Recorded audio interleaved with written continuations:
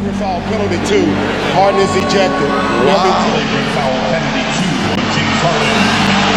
Harden is gone. He reaches and takes it inside and feeds to Claxton. Maxey. Driving inside, goes right to Finney-Smith and makes it a one-point game. Down 2 games done, Brooklyn on top by 5-3. Maxey pulls that 2-point game. The ball is loose. It's taken by Maxey, takes it around, Dinwiddie and gets it to go! Ties the game at 96. As the defense of Dinwiddie in front, a 3 for the lead. But you see Tyrese Maxey? Have you seen this, brother? Tyrese is 22.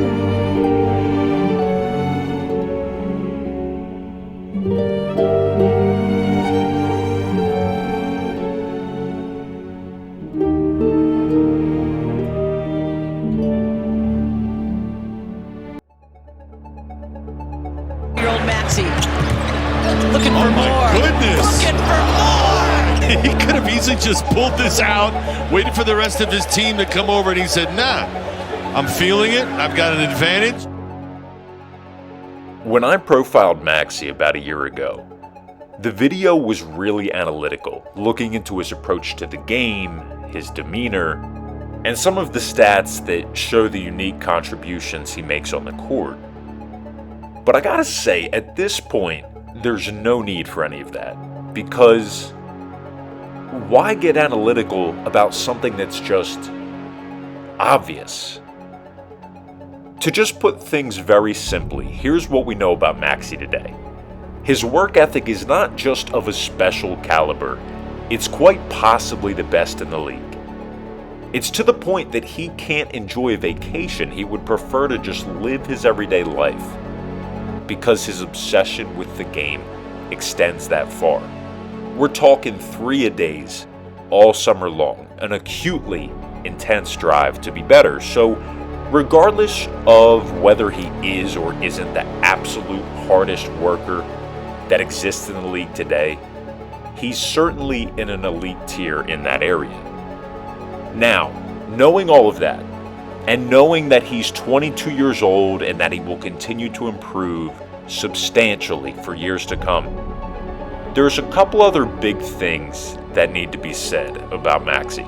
And I think some people probably recognize this. I mean, I obviously can't be the only one here, but Maxey genuinely might be, he just might actually be, the most extreme combination of speed and shooting ability that the league has ever seen.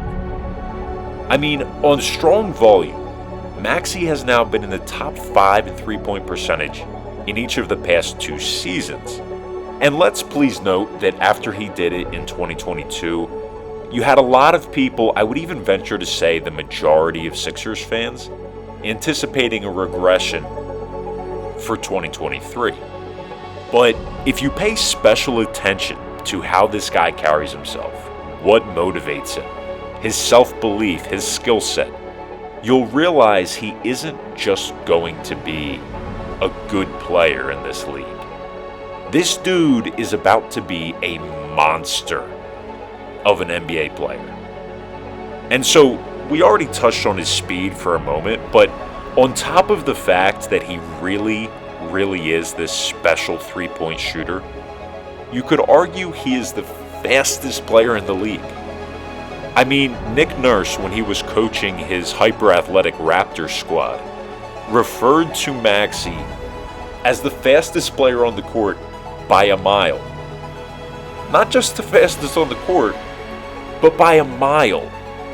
Now again, we're stating the obvious here, but the point is, when have we seen this? When have we ever seen a guy with this level of shooting ability, both off the dribble and off the catch, in concert with a steady handle and absolute top-tier speed? Really, we haven't seen this ever in the NBA. And on top of all of that, he's a dynamic finisher. He rarely turns the ball over despite his fast pace of play. And just a reminder, he's going to get better and better every offseason for at least the next 5 years. Behind Golden State, a half game ahead of Dallas, both playing tonight. Step back, Jay. Oh, that is smooth. Tyrese Maxey from deep.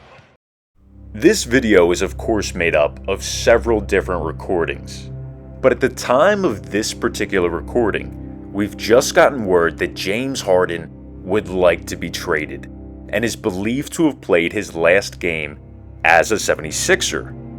I'm not going to delve into the situation too much because as you watch this video, he may still be on the trading block or he may already be long gone. Daryl Morey is a liar. The particulars aside, here we have one of the most ball-dominant guards in NBA history, Outbound, departing Philadelphia. A very interesting scenario for a certain 22-year-old phenom who remains a Sixer. Now in 2022, both during the regular season and throughout the offseason, there were a number of speculative rumors regarding the Sixers and a handful of stars around the league. And what you saw in response to this from the 76ers fan base, whether it be on Reddit or in YouTube comments or wherever, was essentially a 50-50 split. You had some folks who said, listen, Maxey is a fun young player. He's going to do well in the NBA. But Joel Embiid is in his prime right now. And if you have to trade Tyrese to acquire another star, it would be foolish to pass up the opportunity. Then you had the other half of the fan base saying, do not trade Tyrese Maxey virtually under any circumstances. And what has happened over the last 12 months is a huge shift in perception, where now it seems that far more people are saying they want to ride with this kid and see what happens, regardless of any perceived opportunity cost. At this point, there's only one hesitation people seem to have about Maxey's capabilities. That being, we're gonna have to see how he does without James Harden. Let's see if he continues to play at this level, at this stage in his career, without James Harden. Now, we went over a ton of Tyrese's shooting splits last year, and the goal right now is not to get too bogged down in the numbers, but I'm telling you right now, we don't need to wait and see about anything regarding Tyrese Maxey. Because as per usual, what we saw this past season was that Maxey played just as well with or without Embiid and Harden on the floor. And specifically without James Harden, in 13 games this past season, Maxey averaged 25 points. He's simply the same player with or without Harden. Not the exact same in every way, but he is just as capable of scoring the ball efficiently at that, with or without the beard on the court. He also put up 5.5 assists in games without James Harden this year, and he shot a modest 43% from 3. And funny enough, you wouldn't think it, but the nearly 5.5 assists he averaged in those games, that would rank him around 20th in the NBA over the course of the full 22-23 season. Not bad for a 22-year-old combo guard, and if you had to guess, if you were required to put money on it, I don't think anyone is going to assume that Maxey will be anything other than at least a slightly improved passer as he enters this new season. And there's one other thing to note here. It took Maxey some time to gain Doc Rivers' full confidence. Doc always spoke highly of him, but Tyrese's place in the rotation was less than rock solid even as recently as this past February. Rivers entered the organization as Maxey was drafted, and so Tyrese maintained a sort of identity where he was always the young guy trying to solidify who he is in the NBA. I understand he was still getting about the same number of minutes, regardless of whether he was starting or whether he was coming off the bench. But the fact that his overall identity as a player was in question at all is crazy to me. I have to say, I think it was insane for Doc to uphold that paradigm over the course of this past season. I really, really do. We can talk about team fit and roster construction and lineup building all we want, but as much as I respect Doc Rivers, I remain convinced that he didn't fully understand what he had in Tyrese Maxey. But now, Nick Nurse enters the fold. A guy who was already a massive fan of Tyrese, a guy who was burned by Maxey for 44 points in the regular season and 38 points in a playoff game. This guy is now in control of his minutes and where he stands on the team. Nurse comes to Philadelphia at a time when Harden is out of town and Maxey is entering his 4th year. And Coach Nurse loves to play his starters for extended minutes whenever the opportunity presents itself. You've got to instill that you're playing to win the game.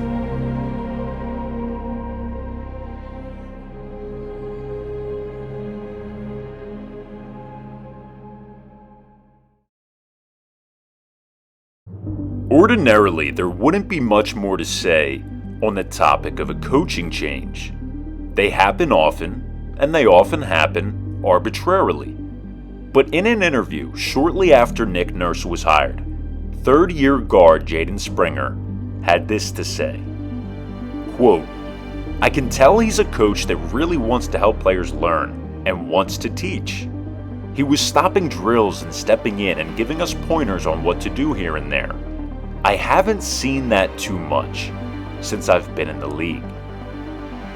This is something that bears repeating. I haven't seen that too much since I've been in the league. He's saying he hasn't seen a whole lot of instruction. If we could paraphrase to a degree what he's saying. Now, this comes from Springer, primarily a G Leaguer who hasn't seen many minutes in his first couple of seasons, and so it would be pretty easy to ride with the assumption that, hey, maybe he was upset he hasn't gotten a real opportunity up to this point, despite showing some improvement. And naturally, a question about a new head coach was a chance to indirectly air some of those grievances. You could easily chalk Springer's comments up to that. But then, days later, Maxey hosts Nick Nurse on his podcast, and Maxey told Nurse, quote, "One thing I really thought about was how you say you try new things and you test them out. Like, that's crazy. I've never had a coach that actually tests things out in games." Now, if you don't know Maxey, and if you're just reading this in text form, the assumption would be that this was laced with sarcasm. But knowing Maxey, although he was frustrated at times last season, he's not exactly what you would call petty from what we can tell. And though he could have worded things differently here, it seems he was just trying to find the right words to explain something for which there really is no euphemism. So the bottom line here is, although Maxey followed instruction, although he had great admiration for Doc Rivers and his staff, there's just no getting around the fact that the Sixers had a high element of predictability the past few years, that they lacked creativity, that they were working off of limited possibilities. And knowing Nick Nurse and listening to his interviews, we know this is a guy who does not limit players' minutes. This is a guy that does not put a limit on experimentation. This is a guy that wants his players to be completely unlimited.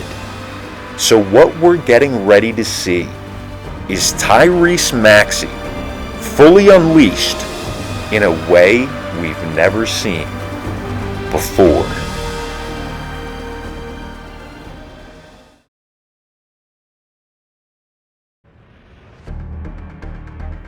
On the topic of defense, Maxey is a good defender. Again, say it with me. Maxey is a good defender. Forget the word serviceable. Forget the word okay, he's actually solid on the defensive end. And this is huge because previously, even at the start of last year, this was in question for a lot of people. But as with anything with a guy like this, it was only a matter of time before he rounded into form, something he will continue to do. And this discussion isn't about the typical, oh, well, his foot speed is this and his wingspan is that. No, just look at these clips here, almost all of which came from last year's playoffs, by the way, and you will find all the evidence you need to know that Maxey stands more than just a chance at getting a stop against some real offensive talent in this league. So no one's going to sit here and tell you that he's the next coming of Tony Allen, but the kid is strong, and when it's playoff time, he absolutely takes his defense to another level. And for a guy like Maxey, who threatens to one day earn the title of superstar, this contribution to winning is a major piece of the puzzle. If you want to score at will when it matters, you're not going to do it by hunting Maxey down on the defensive end. And once again, the best part is, as with any other part of his game, this kid is very early in his development, relatively speaking. So with Tyrese, the word defender may not be the first that comes to mind. But oh yeah, he can play some defense. Maxey to steal. 2-point game.